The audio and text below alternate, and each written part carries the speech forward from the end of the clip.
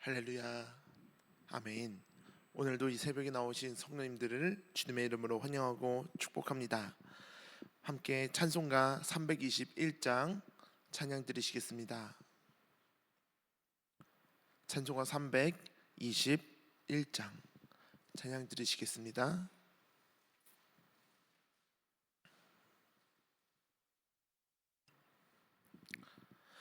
날 대속하신 예수께 내 생명 모두 드리니 늘 진실하게 하소서. 내 구주 예수여, 나 구주 위에 살리라. 내 기쁨 한량 없으리. 내 갈 길 인도하소서. 내 구주 예수여, 날 구원하신 예수를 일평생 의지하오니 날 영접하여 주소서. 내 구주 예수여, 나 구주 위에 살리라. 내 기쁨 한량 없으리. 내 갈 길 인도하소서. 내 구주 예수여, 주 십자가에 달리사 날 자유하게 했으니 내 몸과 마음을 주 위에 다 쓰게 하소서. 나 구주 위에 살리라. 내 기쁨 한량 없으리. 내 갈 길 인도하소서. 내 구주 예수여, 아멘. 오늘 함께 은혜 나누실 말씀은 마가복음 14장 12절부터 21절까지의 말씀입니다. 마가복음 14장 12절부터 21절까지의 말씀 함께 보도록 하겠습니다.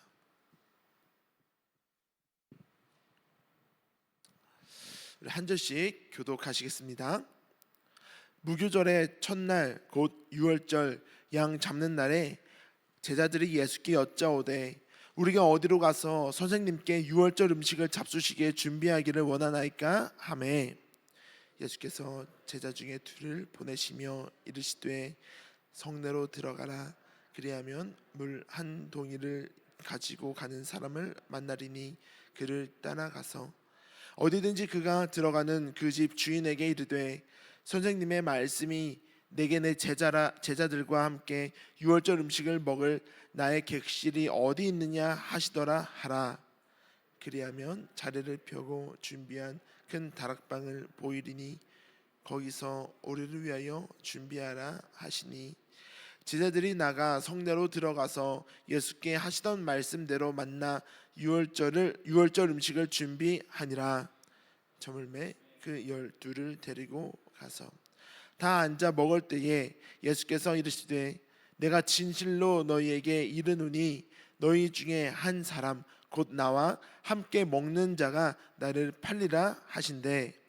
그들이 근심하여 하나씩 나는 아니지요 하고 말하기 시작하니 그들에게 이르시되 12 중에 하나 곧 나와 함께 그릇에 손을 넣는 자니라. 인자는 자기에 대하여 기록된 대로 거니와 인자를 파는 그 사람에게는 화가 있으리로다. 그 사람은 차라리 나지 아니하였더라면 자기에게 좋을 뻔하였느니라 하시니라. 아멘. 할렐루야. 오늘 이 새벽에도 하나님의 은혜를 사모하며 또 하나님께 기도하기 위해 나오신 성도님들을 주님의 이름으로 환영하고 축복합니다. 오늘 우리가 읽은 본문 말씀은 미켈란젤로가 그렸던 그림으로 더 유명한 최후의 만찬 이야기가 기록되어 있는 본문 말씀입니다. 최후의 만찬을 준비하는 그 과정과 그 식탁에서 일어난 배신에 대한 예고를 담고 있습니다. 당시 예루살렘의 분위기는 마치 폭풍 전야와 같은 분위기였습니다. 왜냐하면 예수님이 예루살렘 성에 들어오셨는데 수많은 사람들이 그 앞에 엎드려 절하며 호산나라고 외쳤기 때문입니다. 그 모습을 본 예루살렘 안에 있던 기득권들이 그를 싫어했습니다. 최근에 아주 핫한 영화입니다. 저도 엊그제 처음 봤는데 왕과 사는 남자, 단종에 대한 이야기를 그린 영화인데요. 단종이 폐위된 다음 유배당했다가 다시 왕위를 탈환하려고 준비하다가 그 준비하는 과정이 들통이 나서 이제 죽게 되는 그런 역사의 뼈아픈 기록을 그린 영화이지 않습니까? 예루살렘의 기득권도 마치 이와 같습니다. 진짜 왕이신 예수님께서 예루살렘에 입성하셨습니다. 그런데 자신들이 가지고 있던 권력, 힘, 인기, 지지 세력들이 위협을 당할까봐 예수님께서 진짜 왕이 될 줄로 알고 예수님을 제거해야만 했었던 거죠. 작당 모의를 하기 시작합니다. 그러나 그 긴박한 속에서도 예수님은 하나도 방해받지 않으시고 아주 지혜롭게 하나님께서 맡기신 그 사명의 길을 하나씩 이루어 가시는 모습들을 볼 수 있습니다. 오늘 12절 말씀을 보면 제자들이 예수님께 묻는 모습을 볼 수 있습니다. 무교절의 첫날 곧 유월절 양 잡는 날에 제자들이 예수께 여짜오되 우리가 어디로 가서 선생님께 유월절 음식을 잡수시게 준비하기를 원하나이까? 유월절이 됐습니다. 유월절에는 먹어야 될 음식들이 있죠. 그걸 먹어야 할 장소와 준비해 줄 사람이 아직 없는 거죠. 이때 예수님은 아주 독특한 대답을 하십니다. 성내로 들어가면 물 한 동이 이고 있는 사람이 있을 텐데 그 사람을 따라가라. 그래야면 한 사람이 만나게 될 텐데 그 사람이 집을 준비해 줄 거다. 이렇게 말씀을 하시는 거예요. 이게 무슨 의미일까요? 마치 비밀 암호와 같은 말씀입니다. 언제 어디로 가자 이렇게 말씀을 하시지 않으시고 어디로 가서 누구를 따라가라 이렇게 말씀을 하셨습니다. 요한복음 13장에 보면은 최후의 만찬 직전에 마귀가 이미 가룟 유다의 마음에 예수를 팔 생각을 넣었더라라고 기록을 하고 있습니다.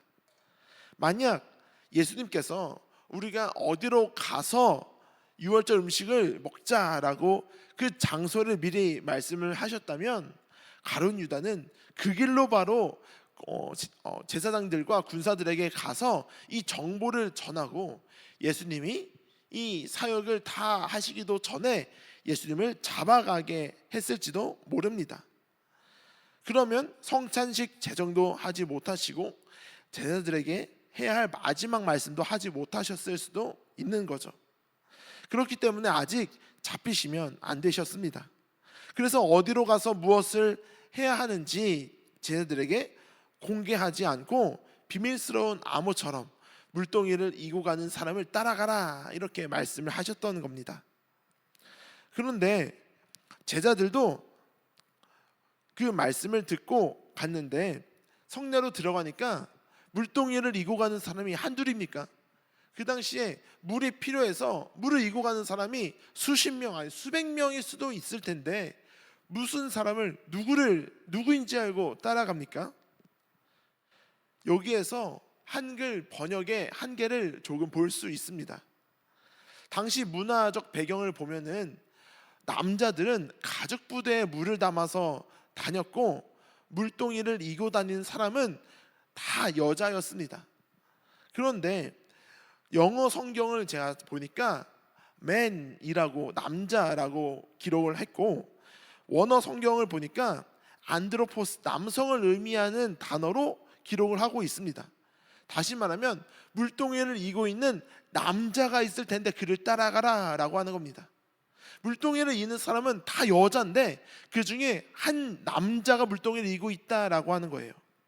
마치 5, 60년대 아주 옛날에 냇가에 가서 빨래하고 있는 남자가 있을 텐데 그를 따라가라. 냇가에서 빨래하는 남자가 있었습니까? 없었겠죠. 그런데 그 일이 있을 거라는 거죠. 마치 비밀, 암호, 수신호 뭐 이런 것처럼 들렸습니다. 이 남자의 입장을 한번 생각을 해봅시다. 이 남자의 순종은 쉽지 않았을 것 같습니다. 주변 사람들의 시선이 따가웠을 것 같아요.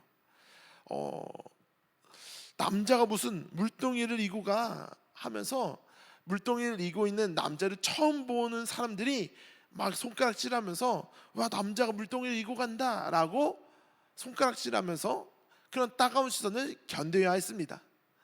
예수님의 제자들이 언제 올지 모르는 상황에서 지금 오나? 5분 기다렸나? 10분 기다렸나? 계속 기다려야 하는 그 주변에서 서성거리고 있었겠죠. 제자들이 그 남자를 결국에는 만났습니다. 하나님께서 나를 사용하신다는 믿음으로 그 부끄러움까지도 참고 순종의 길을 걸었던 것입니다. 그리고 제자들이 그 물동이를 이고 있는 남자를 따라가서 한 집에 도착했습니다. 그리고 그 집 주인에게 예수님께서 하신 말씀을 전하니까 마치 준비라도 했다는 듯이 다락방을 내어주고 음식을 준비해 줍니다. 이 집주인의 행동도 쉬운 게 아니었습니다. 왜냐하면 예루살렘 성 안에 그 정도 규모의 넓은 다락방을 가진 집이 흔치 않았습니다. 그리고 지금 때가 어느 때입니까? 6월절입니다. 6월절엔 많은 사람들이 예루살렘 성에 들어와서 묵을 곳을 찾고 있는 때입니다. 이때가 대목이죠. 이때 많은 사람들을 받아주고 돈을 받았더라면 돈을 좀 벌 수 있는 시기인데 그것을 다 포기하고 계산기 두들기지 않고 예수님을 위해서 나의 집에 다락방을 무료로 내어드리고 음식까지 준비를 해줬다는 거죠. 하나님의 위대한 구원 사역 가운데 쓰임 받는다는 그 사실에 순종하며 감사했던 것입니다. 하나님은 나에게도 맡기신 그 구원 사역의 한 부분이 있습니다. 그것이 물동이를 이고 가는 그 사람처럼 내 자존심을 깎는 일일 수도 있습니다. 그 일이 다락방을 내어준 그 주인처럼 내 시간과 물질을 요구하며 손해를 보는 일일 수도 있습니다. 하지만 그때가 바로 하나님의 위대한 구원 사역에 동참하는 일임을 기억해야 하는 것입니다. 주님께서 나를 부르실 때에 예 주님 제가 여기 있습니다. 제가 준비하고 기다리고 있었습니다 라고 고백하며 순종하는 믿음이 진짜 복된 성도인 줄로 믿습니다. 이제 말씀은 식탁 교제로 이어집니다. 이 거룩한 식탁 교제 중에 예수님께서 충격적인 선언을 하십니다. 18절 말씀입니다. 다 앉아 먹을 때에 예수께서 이르시되 내가 진실로 너희에게 이르노니 너희 중에 한 사람 곧 나와 함께 먹는 자가 나를 팔리라 하신대. 그러고 나서 제자들은 근심하며 나는 아니지요 12명이 다 예수님께 물어보는 것입니다. 그런데 예수님께서 은근히 힌트를 주시면서 말씀을 하세요. 나와 함께 그릇에 손을 넣는 자니라. 예수님은 가룟 유다가 배신할 것을 이미 알고 계셨습니다. 그런데 왜 그 자리에서 너야 라고 이렇게 특정해서 손가락질 하지 아니하시고 은근히 나와 함께 손을 넣는 자니라 라고 하셨을까요? 예수님께서 원하셨던 반응은 무엇이었을까요? 예수님은 가룟 유다에게 내가 다 알고 있어 라고 하는 메시지를 줌과 동시에 회개하고 돌아올 기회를 주신 겁니다. 아직 늦지 않았어. 지금이라도 늦지 않았어. 그러나 결국 가룟 유다는 모른 척했습니다. 나는 아니겠지라고 그 제자들 앞에서 모른 척했습니다. 그러나 예수님은 무엇으로 21절에 어떻게 기록하고 있습니까? 그 사람은 차라리 나지 아니하였더라면 자기에게 좋을 뻔했다라고 기록하고 있는 것입니다. 마지막까지 돌이킬 기회가 있었음에도 그 돌이키지 않고 회개하지 않았던 가룟 유다는 예수님의 제자였음에도 불구하고 차라리 나지 아니하면 좋았더라라고 그 안타까운 역사로 기록이 되었던 거죠. 우리가 신앙생활을 하다 보면 죄 지을 때가 있죠. 그러나 말씀 가운데 또 예배 가운데 기도할 때 마음에 찔림이 있을 때가 있습니다. 우리 죄를 마주할 때가 있습니다. 그게 하나님께서 나에게 주시는 회개의 기회인 줄로 믿습니다. 그때 하나님은 내가 다 알고 있어 라고 예수님께서 가룟 유다에게 말씀하시는 것처럼 우리에게 다시 돌이킬 기회를 주고 계신 거죠. 그때가 기회입니다. 내가 지었던 죄를 거울처럼 볼 수 있어야 합니다. 그리고 회개할 수 있어야 합니다. 하나님이 주신 마지막 기회인지도 모르겠습니다. 오늘 본문에는 두 종류의 사람이 등장했습니다. 물동이를 메고 있는 사람, 그리고 다락방을 내어준 이름 없는 순종했던 사람들입니다. 그리고 또 한 사람은 주님과 한 그릇에 손을 넣으면서도 마음의 문을 닫고 모른 척했던 가룟 유다입니다. 한 사람은 예수님을 처음 만난 사람이었지만 가장 가까이에서 순종했고요. 한 사람은 예수님과 가장 가까이에서 오랫동안 지냈지만 예수님을 배신한 사람입니다. 나는 어떤 쪽에 가까이 서 있습니까? 나는 이 두 부류의 사람 중에 어떤 쪽에 가깝습니까? 순종하면 구원의 길에 쓰임 받는 것이고 회개 기회를 모른 척하면 가룟 유다처럼 비극의 주인공이 될 수도 있습니다. 중요한 것은 나의 선택에 달려 있는 것입니다.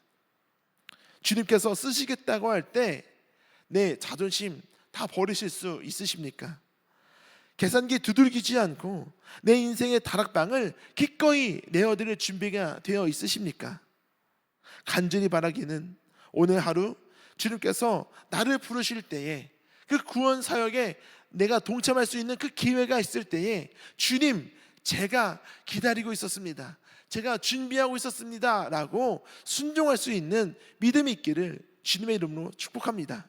또 오늘 기도하실 때에 내 마음 가운데 깨닫게 해주시는 그 죄가 있다면, 내가 거울처럼 보여지는 내 모습들이 있다면 회개하고 돌이킬 수 있는 이 시간이 될 수 있기를 주님의 이름으로 축복합니다. 우리 같이 기도드리겠습니다.